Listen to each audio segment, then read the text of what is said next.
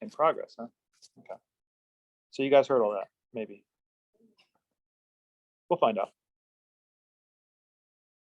Okay, chapter 4. So this is the tissues one, right? So in order to build an organ, you got to learn your tissues. We're learning that the hard way, right, in lab. But in order to understand how this works, we have to understand what goes into building them, right? And sort of and sort of the way they work, because the story of physiology all comes down to understand what the cells and the tissues of your body are doing. Okay, because what we see in the clinic is a system level presentation of symptoms that are caused by tissue level disruptions. So if you want to actually help someone get over a particular ailment, you have to understand what's causing the problem in the first place, which is usually happening at the tissue or the cell level. Okay, if all you're doing is treating them at the system level, then literally all you're doing is just making them comfortable while they wait to die. That's basically what you're doing. And in that sense, really, if that's your approach to medicine, that's more like hospice care, not actual medicine, right? And unfortunately, that's kind of where Western medicine is. So most Western medicine is psychologically a glorified version of hospice care. I have no clue how to fix you, so I'm just going to make you comfortable while you die. That's Western medicine in a nutshell. Yeah, right. So that's because we're intellectually too lazy to figure out what the problem is. And we're also economically constrained. So even if we wanted to, we couldn't, because it's just too expensive. And nobody has that kind of money. Unless you're like Mark Cuban or something like that, you know, billionaires out there. Or Rob Walton. There's a perfect example. Mr. Walmart extraordinaire. So, yeah, right. Yeah, you get all the loopholes, so that's how you make money. The way you make money is to cheat. The rest of us just work hard. But anyway, so let's go ahead and take a look at, there's a little class worker there. So let's go ahead and take a look at tissues and histology, right? So tissues, when you take a look at tissues, what we want to do is we want to sort of basically capture what we mean by tissues, how they're built, how they're constructed, and how they function. Those are all the goals that we're going to have here in this chapter. It is a long chapter, so it's going to feel like you're here forever, but it's an important chapter, right? Because you are going to be on shaky ground if you don't build your foundation soundly from the start, even if it takes a little extra time to do so. Okay. So basically, when you take a look at tissues and histology, what you're looking at is essentially a tissue type that is deeply connected to what's called the extracellular matrix. Now, if you haven't had general biology, you may or may not know what this means. Even if you have had general biology, you may not know what this means. It depends on who taught you and whether or not they actually took this section of the book seriously. Okay, so here's what the extracellular matrix actually is. The extracellular matrix essentially is the environment that the cell creates for itself in any given tissue. So for instance, every single cell in your body is busy at secreting different compounds outside of itself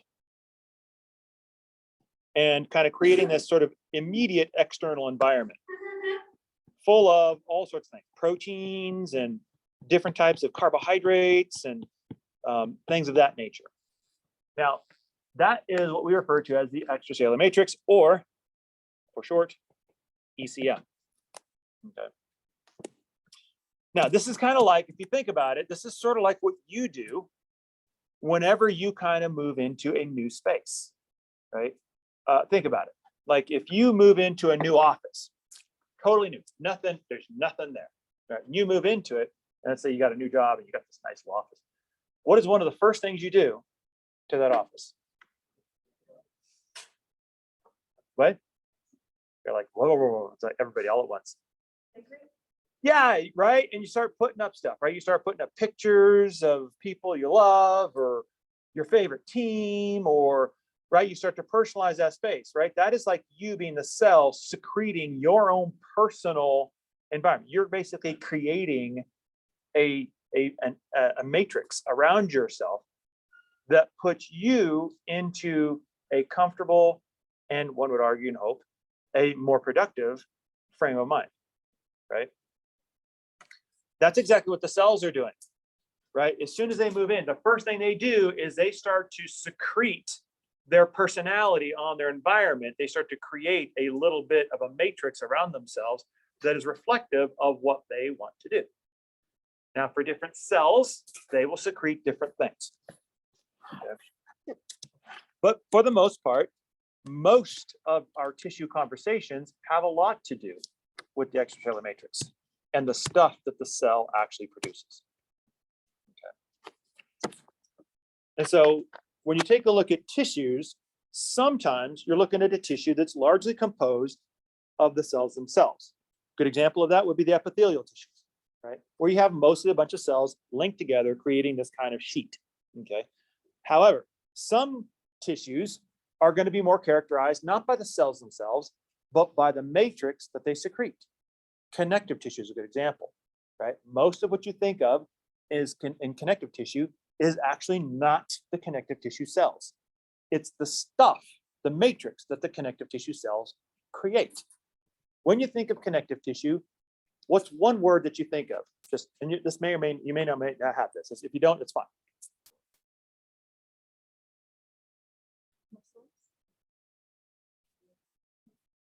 Okay, I like it. So those all have connective tissue in them, right? So how many of you have heard of a particular injection that you can get cosmetically? That's one of them. And what are you trying to support in Botox? There's a bingo, right? Your collagen is breaking down, which means you're wrinkling up like a leather bag, right? So what do? You pump your face full of a little bit of plastic, and then you look like a mannequin. Even though the rest of you looks like you're 90, right? So that's why it gets weird. Yeah. It's like the tox is actually for a toxin. I forget what the BO is. It's the actual. It is actually. Well, no, it's not botulism, but it's related to that. So it's not the one that kills you, right? But there's a whole family of those bacteria that are interrelated, but they're not necessarily deadly. But it's something like that. Yeah, it's a derivative. It's weird. But that's what it is, right? So you're basically pumping your face full of stuff to accommodate that. So, but when you think of connective tissue and you think of collagen is connective tissue, but it's not the cells. It's the stuff that the cells create in their matrix. So most of your connective tissue is actually associated with the matrix, not the cells themselves. So they're matrix dominated. Good, Lane, is that a question? So they've been using Botox, for example, as like a now people, for example, Yeah, there's a lot of different applications. I mean, I think the ones that we know about the most are obviously cosmetic. right. But yeah, there are others, right? Because I mean, one of the things you do have like a neurological kind of a situation going on in there. Because you can actually get this when you're trying to do it cosmetically, right? Because it's like, okay, I just got all these injections, now I can't feel my face. It's like, yeah, well, of course, right? I mean, it's like, you just basically are trying to, it's like you're passing on being a real person and trying to mummify yourself while you're still alive. That's just crazy beyond crazy. So, yeah, so that's one of the reasons why I'm not a big fan of cosmetic anything, unless it's like injury related, like when you have reconstruction of surgery, like somebody who got burned really bad and you're trying to reconstruct, that's one thing. But like when you're talking about Hollywood level stuff, No, I was talking about I'm therapeutic. Yeah, therapeutic. Yeah, that's what I'm saying. That's why I'm saying there's like all of these types of treatments oftentimes will have a therapeutic aspect to them, but what we hear about is the vanity aspect because they pay more. Because the insecure folks who want to live forever, even though you're not going to live forever, you're just going to look terrible. No, eventually you'll look terrible because your body is going to fall apart and it's going to look weird because like half of your body is going to be like a mask and the other half is going to be like, yeah, you just dissolved, didn't you? So it's like, it's going to be this weird kind of like clownish sort of a thing eventually. So That's what that is. So, but that's neither here nor there, right? So, but anyway, if you take a look at histology, what you guys are doing in lab, right? So histology is basically looking at your tissues with a microscope. That's what you guys are doing, right? That's histology. There's nothing big there. And typically when you want to do this, the way you prep those samples, by the way, everything is pink, is you basically get a donor. So you get a biopsy or a sample of tissue, probably harvested from a cadaver, let's face it, because you can't do it from a live person, because that's going to trigger all of the HIPAA controls and the medical. So that person technically still owns their tissue, so you cannot do that without violating their rights. So the person has to be dead. That way it relinquishes control of those rights, unless your family has control of that, and in which case you have to get clearance from the family and all that sort of stuff. So probably most of our samples are coming from people who have already donated their body to science and things of that nature, and we've harvested those tissues from their cadavers because everybody signed off on that and said, hey, you can do whatever you want. Now, if you're like a superstar and your family's fighting over the estate, then they may have control over those samples and want to sell it off on eBay for hundreds of dollars, right? Like, own a piece of Michael Jackson. Here it is, right? Just give me $6 million. You can have a piece of Michael Jackson, right? Sorry, I just. Thanks a lot for that image. Yeah, like that. Go away. Now, yeah, right, yeah. Prince is the new Michael Jackson. Sure. Yeah, you're waiting for the Prince market to come in. But anyway, yeah. I'll settle for a t-shirt. I don't know. Yeah. I don't need a skin sample. That's okay. I'm fine. I'm good with that. So, yeah. So basically, you probably get this from biopsy or autopsy, but still with the autopsy, you still have the release issues as well, right? Because technically speaking, when a coroner is working on an autopsy, they're working within a legal umbrella that is targeted specifically for determining time and cause of death, right? So they can't technically do any harvesting for any other purpose other than analysis for those purposes, unless there is legal clearance and okay for that particular case. Exactly. That's exactly. And typically the scope of work is cause and time of death and any analysis necessary for those particular purposes. Outside of that, like prepping a slide for an AMP class is not part of that scope and purpose, right? So there has to be a clearance involved. And if there is, then that can move on to the next step. But yeah, there's a whole thing associated with that. Yes, or that gets into mortuary science as well. I think into that level, like you're processing a body and how to do that legally and how to work with the dead body with all the legal ramifications associated with it. So let's start off at the beginning, shall we? Let's start off where we begin. We don't just basically show up here and be like, haha, I got all these tissues, right? We got to build them. And so we all start off the same way. We all start off as a single cell, actually even smaller than an embryo, right? So we actually start off as a zygote, one single cell. So from that single cell over 9 months, we have to basically build an entire body.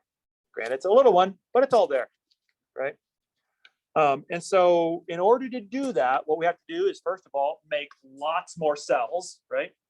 And then we have to start divvying up these cells and start defining their goals and their roles, right? So at some point we have to say, like, you know what, this patch of cells, you guys go off and become vascular tissue. You guys are going to go and become epithelial tissue. You guys are going to become nervous tissue and so forth, right? But before we get to that point, there is another step that's even before that, before you start determining that. And that is the embryonic tissues. So one of the first things that happens is as you're going through embryological development, you're basically making lots and lots and lots and lots of cells. And you basically are this like big super ball of cells. And the cells are all largely undetermined, right? So they haven't decided what they're going to be yet. And the first step is to start separating them into major groups. These are the major groups, the major embryonic tissue types that happen during development, called the germ layers. germ because they are basically the foundationals, the cells that will then lead to what eventually will become the terminal tissue cells that we all are familiar with. Okay. So the first germ layer that we see, the first embryonic tissue we see is the endoderm. So in the endoderm, in the embryo, the reason why it's called endoderm, endo means inside, derm, the dermis, right? So inside the dermis, basically. This is basically an area where you have your early embryo, which is kind of like this, and I don't want to get too much in it because embryology gets very deep, very quick, and very fascinating, by the way. It's like a lava lamp that's connected to a black hole, right? It's like you're attracted, just curious-wise, to the lava lamp. You can't just let it go. And then the black hole just starts to suck you in, and it's just like you're in there, right? So then before you know it, you're an embryologist, and life is good, by the way, because embryology is fun. But still, that's not where you intended to go, right? So there's a tractor beam associated with this one. So in the embryo, you've kind of got this layering system of the germ layers. So you'll kind of see this sort of large sort of ball of cells, and then they'll kind of have this little layering piece to it, and it's kind of like this layered stripe of cells, undetermined just yet. But the endoderm is associated with the inner layer of this sort of layering of cells. So you kind of start to lay down these layers of cells of the embryo proper. And the innermost layer is what's called the endoderm. And the endoderm is eventually going to develop into structures like the digestive system and other types of outcrops in the digestive system. There's a whole bunch of other tissues that are involved in the endoderm, but that's kind of like an example of one of them. So it's an inner layer when you kind of start to early lay down these layers in the embryo. The middle layer, the mesoderm, meso means middle. The middle layer is the mesoderm. The mesoderm basically is going to be associated with muscle, bone, blood vessels, things of that nature. So this is kind of what these cells will be ultimately moving toward. Now, there's a lot of steps between mesoderm and blood vessels, right? So there's a lot that goes on there, but that's eventually the pathway that they'll go down. And then the ectoderm, ecto means out or outer. So the ectoderm actually will form, as you would think, right, the outer layers, the skin, but it's also going to form the nervous system. So the nervous system actually forms as part of this outer germinal layer, because what happens is some of that surface layer, the neuroectoderm, will actually kind of fold up in sort of like this little cord-like structure and then kind of close up and then internalize. So it kind of swallows itself up. That's how the ectoderm, the outer layer, gets internalized. It kind of like folds itself up and sort of swallows itself down. Studying a lava lamp is actually quite helpful when you're looking at development, actually, because there's a lot of weird little things like the lava lamp does that happens in the tissues in embryology, because they're like all kind of bubbling around and sort of oozing and blobbing, and it kind of reminds you of a lava lamp. So this will actually do a lot of things, right? So you have peripheral nerves, that's your nervous system, skin pigments, adrenal glands are going to be coming from the ectoderm, right? That's an internal organ. And of course, your face. So that's all coming from the ectoderm. So there's a lot of things going on in these tissues. And that's just like a very, very, very, very brief sketch. Okay? It gets a lot crazier. Okay. And so that whole journey of how those start to develop it probably takes about, I'd say about a month maybe to really thoroughly go over what those three germinal layers are doing in development. Okay, at least a month. That's the short version. So you can see that this is a very cursory touch, right? Mostly this is there to say it comes from somewhere. You don't just magically show up and you've got your 4 tissue types, right? So that's not the way it works. They actually come from somewhere. They come from embryonic development. Okay. So the first tissue we're going to take a look at is epithelial tissue. So epithelial tissue basically is going to be a cell-associated type of a tissue.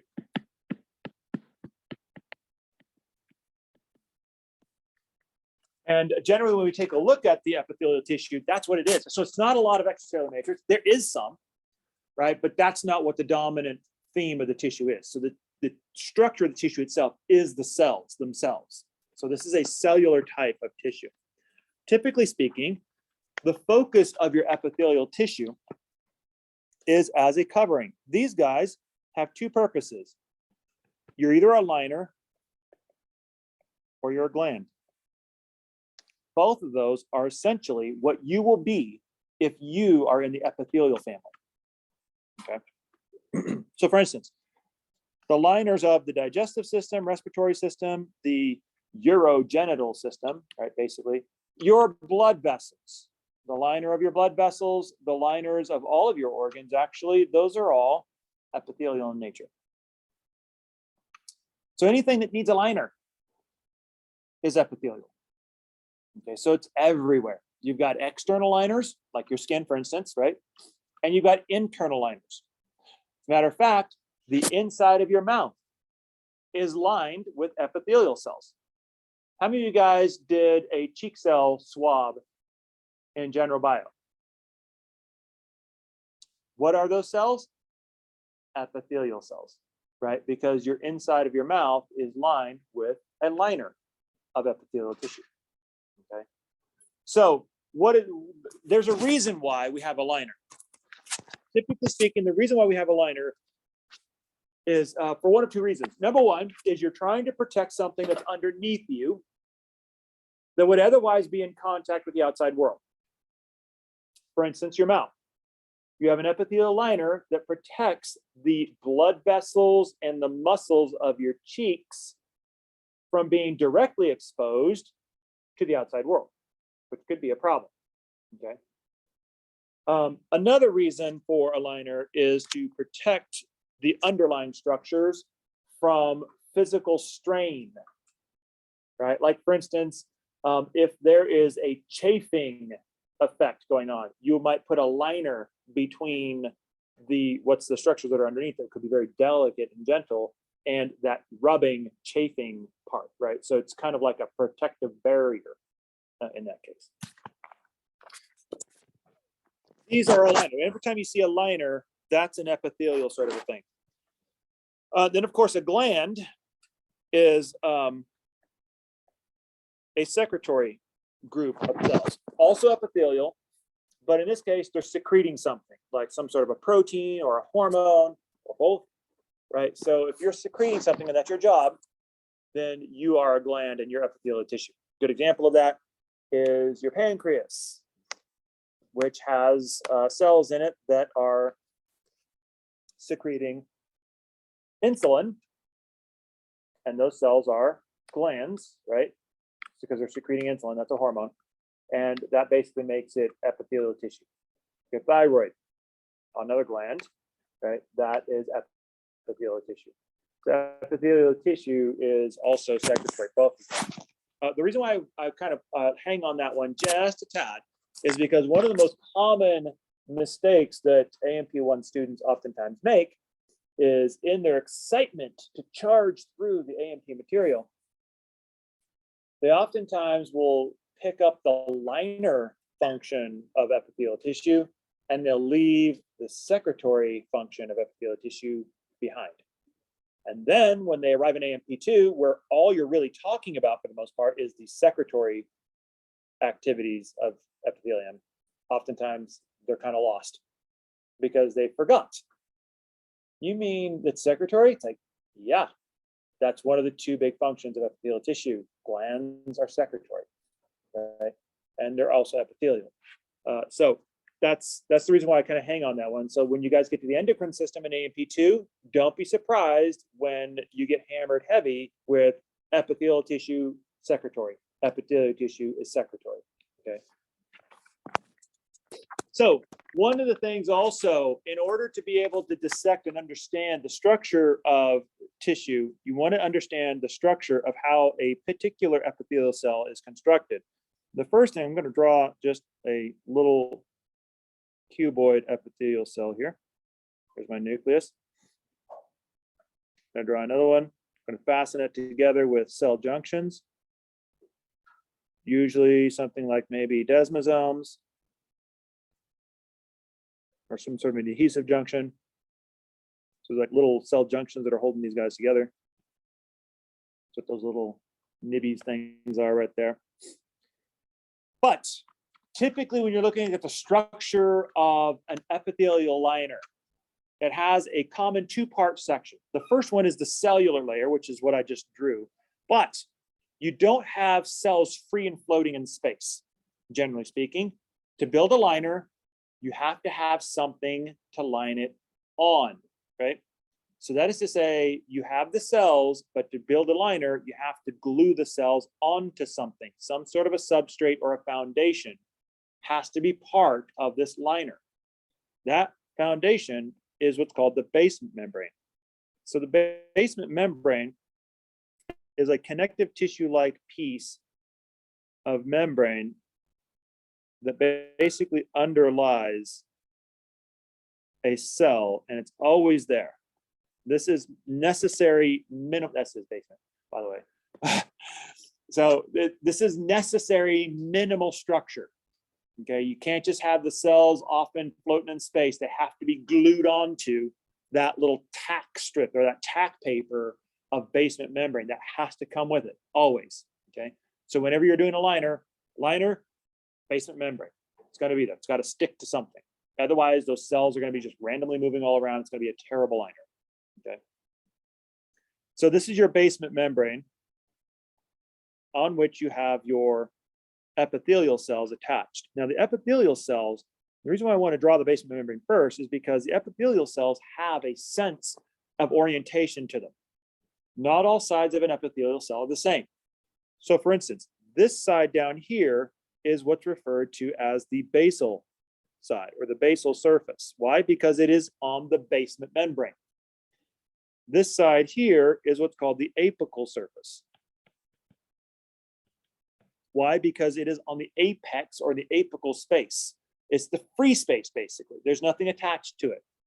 Now, the reason why you have this as a designation is because this will help you to understand the nature of the layering of these liners and how they stack, right? So you should always have in a single layer an apical surface and a basal surface associated with the same cell.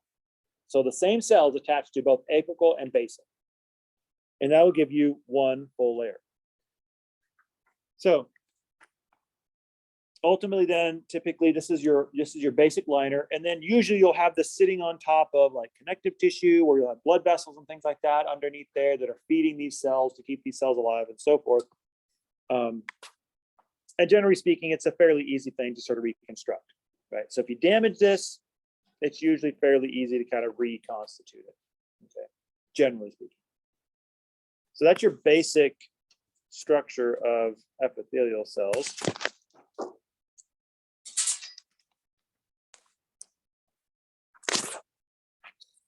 Okay.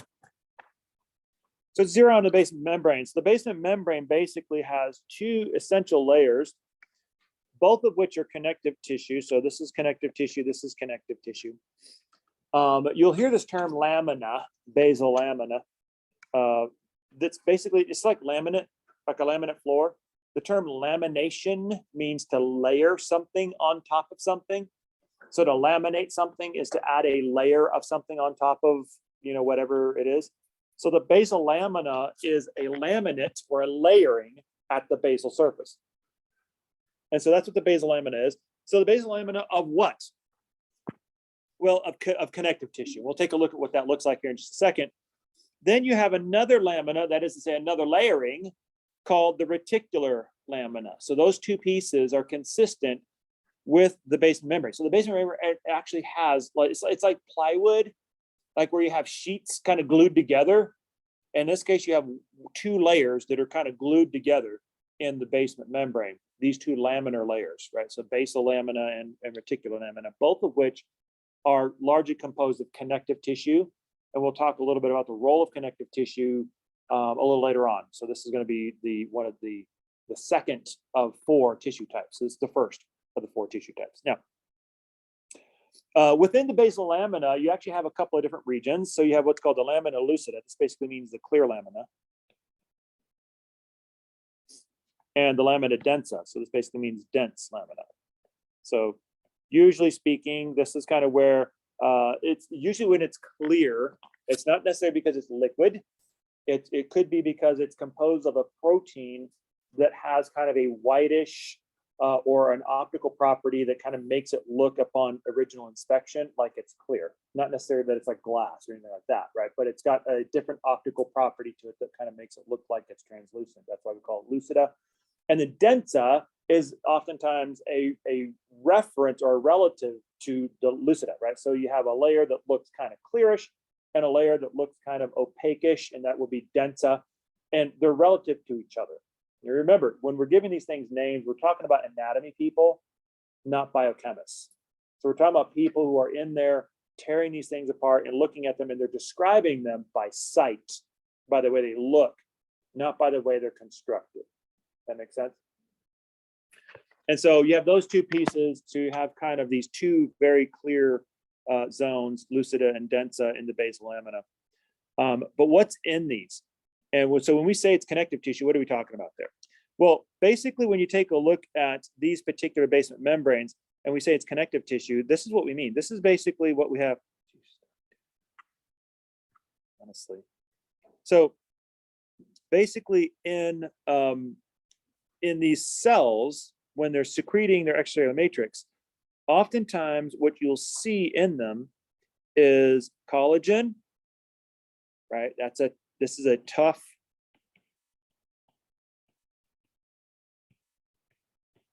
fibrous protein. So you put collagen in there for strength and durability. There's glycoproteins like laminin and fibronectin.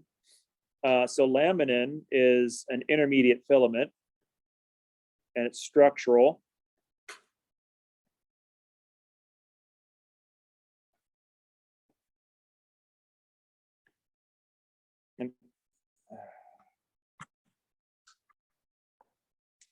And fibronectin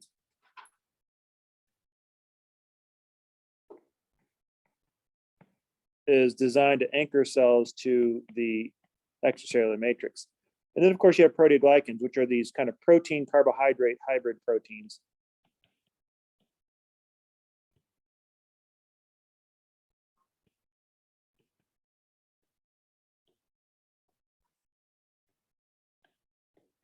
And they can be kind of slippery and lubricating. So they kind of create a little bit of the slipperiness or the fluid kind of portion of the extracellular matrix. So when you're talking a little bit about connective tissue, you're talking a lot about these sorts of components that goes into different types of connective tissue. So this isn't connective tissue in a literal or kind of in a rigorous sense, like we're going to look at when we get to the connective tissue section, but it is related to connective tissue, especially in terms of function, right? So it's probably, if you want to look at this, the actual construction of this is probably a little bit more kind of related to an extracellular matrix, more than just a really pure, like, technical type of connective tissue like we're going to see in the connective tissue section. It's actually kind of got elements of both, so it's kind of like somewhere in between. Okay. But the idea is it's got some robustness to it, it's got some support to it, and so you're able to pin these cells down on it, and it makes for a good substrate, a good foundation to glue these cells onto. So the good thing about the basement membrane is that you don't usually have a basement membrane unless you've got a liner. So if you were to injure yourself and you lost the cells and the cells died, then the basement membranes are helpful because they can sort of help inform you, oh, this open basement membrane with nothing attached to it, probably there needs to be epithelial cells on that one, right? So it kind of helps you to sort of guide you in terms of like, I need to fill this gap because basement membranes are designed to be attached to epithelial cells. If I see a basement membrane that doesn't have any cells attached to it, then probably those cells died or got injured or something like that, and I need to go in there and fill that gap in again. And so it can help you sort of reconstitute and restructure your liner and keep your liner good and robust, which is helpful. Why? Because we injure ourselves a lot. So kind of what it looks like. So here you can see your epithelial layer of all your cells that basically are stuck together. On the free side, you've got your apical surface. And then on the basal side, or on the basement membrane side, you got your basal surface. And then of course, in here you have your basement membrane composed of the lucida and then of course the densa, these two pieces. And then underneath that, you've got the reticular lamina. So it's like a little sandwich when you really get in there. Generally speaking, we don't get that deep into the microstructure of the basement membrane. We just say that's the basement membrane, right? So once you kind of understand its role and its function, we just kind of say, okay, there's your basement membrane. And then, like I said, generally underneath the basement membrane, then you basically have more supportive tissues, things like connective tissue proper and things of that nature to kind of help prop up the actual tissue itself. So the basement membrane really isn't intended to be the structural support foundation of the epithelial cell. It's generally designed to be more like a platform or a membrane that sort of holds or glues all those sheets of cells together so that they are all connected to the membrane, so that then you can put that membrane down on top of the connective tissue. Okay, does that make sense? So it's designed to sort of bind everything together so they're not all disconnected from each other.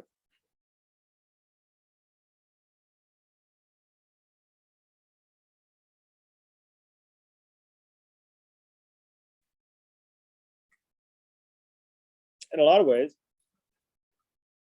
you can argue that the basement membrane is a lot like double-sided tape. Right, on one side, you're going to be sticking to your sheet of epithelial cells to keep that sheet nice and connected together. And then on the other side, you're going to glue that to your connective tissue support. So that's kind of the way you use your basement membrane. We'll have a lot to say about basement membranes later on. Okay, let's go ahead and take a look at some of the functions. So we talked just about a couple of these, right?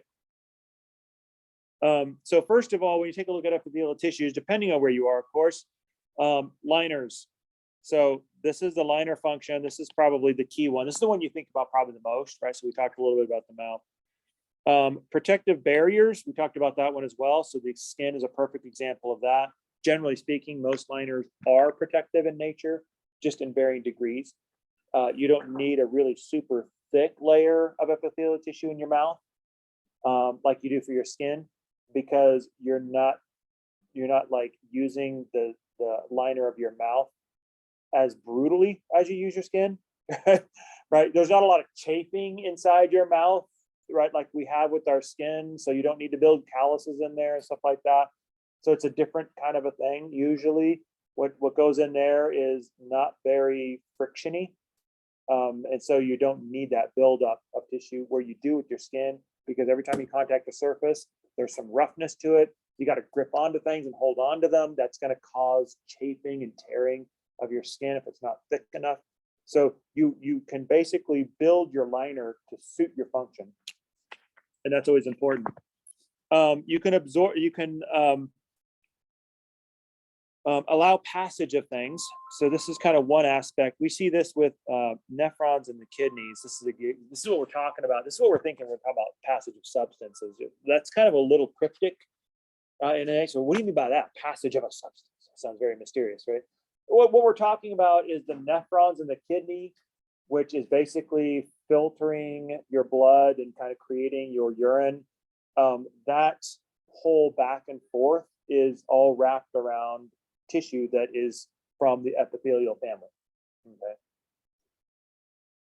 That's AMP2. You'll get more deeper in the woods in that one when you get to AMP2. You can secrete stuff, right? In your epithelial tissues. Those are glands, right? All of your glands basically will secrete. Those are all epithelial in nature. And you can also absorb stuff as well. So the epithelial cells in your digestive system, for instance, are responsible for absorbing the nutrients that you digest. So those are all key pieces of your epithelial tissues. A lot of them we probably didn't even think about, right? When we think of epithelial tissue, you might think of protection, you might think of liners, but the rest of them, you're like, whoa, I didn't realize that one. Absorption, secretion, that's kind of a lot going on there, right? Notice how this list breaks down. This list will break down in two different categories, right? So you have kind of like more of like the physical strain kinds of things, like the protective barrier, the liner sort of things, generally like an anatomical kind of an activity. And then you have more of like a physiological role, right? So when you start to get into absorption of substances, secretion of substances, now you're not talking about more of an anatomical role. Now you're talking about the role of epithelium in an actual physiological role, right? So you kind of have a slight little bit of a demarcation between those two roles. Oftentimes, when we first come into an A&P class, so a lot of times we'll be comfortable with the A&P, the anatomy role, right? We'll be like, okay, the anatomy part makes sense to us, right? But we won't, a lot of times we won't realize, it's like, oh wow, that whole physiology thing that this got going on, I didn't even think about that. But actually, when you think about it, that's actually more important than the anatomical role in some cases, right? Not necessarily this one, right? Obviously, because if you didn't have a skin, life would be pretty miserable, right? And you'd probably be pretty dead, actually. So if we'd skinned you alive, you would probably bleed to death, or you would want to die, right? So one or the other, either way, whether it was, yeah. Every time I think about that, which is not usual, there's two things I think about. Predator, right? Remember when we skinned them? That was cool. I was like a teenager back then, so that was awesome. I love Predator. And the other one is Valerian. You're like, is that a part of the reproductive system? No, that's a Roman emperor.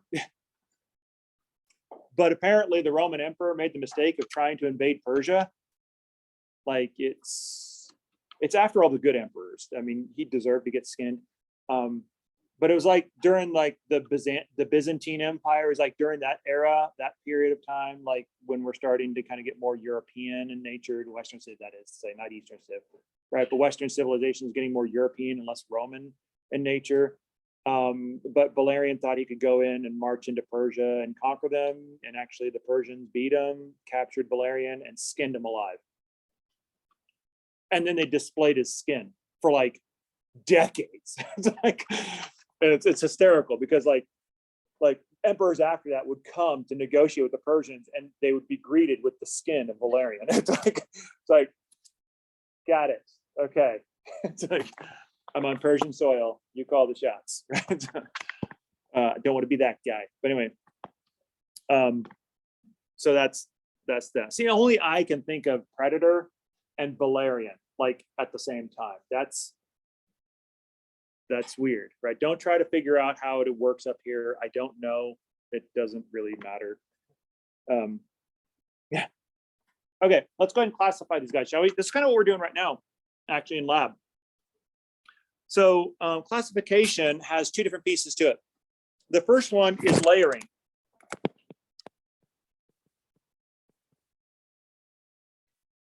The second one is shape.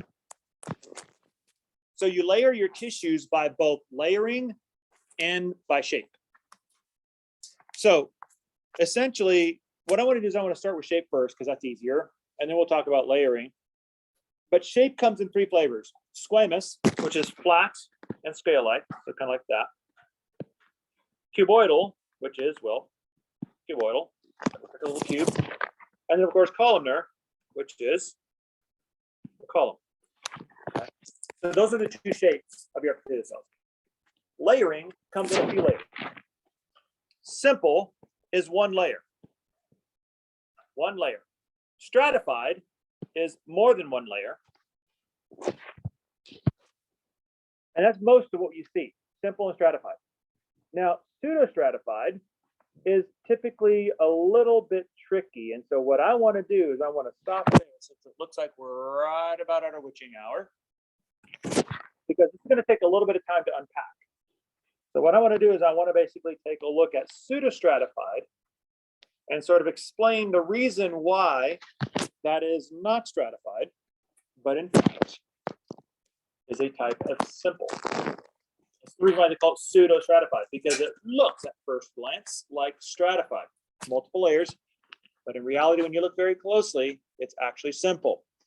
There's a very important way to dissect that to determine why it's simple, but it requires us to look more deeply at the structure of an epithelial cell layer, especially diagnosing where the apical surface is and where the basal surface is in this particular tissue type. Okay, that's going to take a few minutes to sort of take a look at that and kind of get used to that, but that's a good place to start for next time. That sound good?